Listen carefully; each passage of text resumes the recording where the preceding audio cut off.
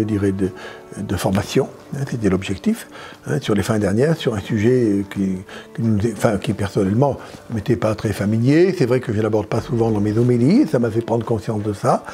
Deuxièmement, c'est un temps convivial, hein, et ça fait plaisir, un temps fraternel, hein, de rencontrer pendant plusieurs jours, c'est très rapide, mais 2 jours et demi, ça fait quand même pas mal de temps ensemble, des confrères, évêques et prêtres, hein, des 5 diocèses de la province.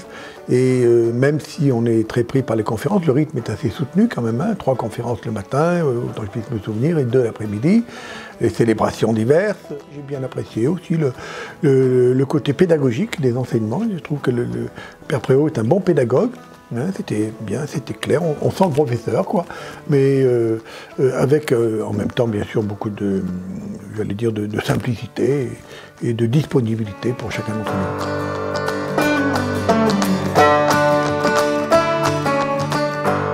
C'est important parce que ça nous ramène, je dirais, à la substance même de notre foi. Hein. Le Seigneur, Dieu s'est fait homme, il est mort sur une croix par amour pour nous, par amour pour l'humanité, pour nous sauver. Pour nous sauver de quoi? Hein. Et qu'est-ce que ça veut dire être sauvé? Qu'est-ce que ça veut dire le salut? Nous sommes dans un contexte de crise, et de crise médicale, de crise où il y a des morts.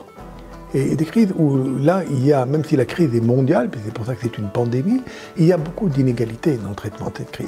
C'est d'ailleurs pour ça que le pape a organisé, il y a quelques mois, par les OPM, une quête spéciale pour lutter contre la pandémie dans les pays les plus pauvres. Donc voilà, cette question des fins dernières est une question très importante parce qu'elle nous place devant une question primordiale. Qu'est-ce que ça veut dire le salut pour nous ?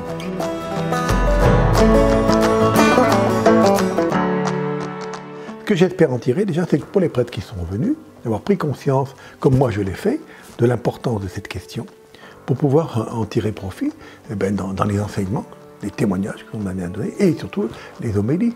Alors je ne dis pas qu'il faut en parler tous les dimanches, hein, mais je crois que c'est une question qu'il faut mettre au cœur de notre foi, parce que c'est une question qui fait appel à notre responsabilité de baptiser. Je pense que dans ce temps de pandémie où il y a beaucoup d'angoisse, dans la population, beaucoup de malheurs, beaucoup de gens qui ne sont pas certains de pouvoir continuer à exercer leur travail. Je pense à toutes les professions indépendantes, les artistes, les commerçants, les restaurateurs. Je pense aux étudiants qui ne trouvent pas de travail, et qui connaissent une certaine détresse financière, mais aussi morale. Avoir 20 ans en 2021, c'est pas forcément aussi bien qu'avoir 20 ans en 2000. Donc cette session, je pense que les prêtres de mon diocèse et moi-même nous en tirerons profit. Voilà que nous en témoignons de diverses manières, là où nous sommes envoyés les uns et les autres.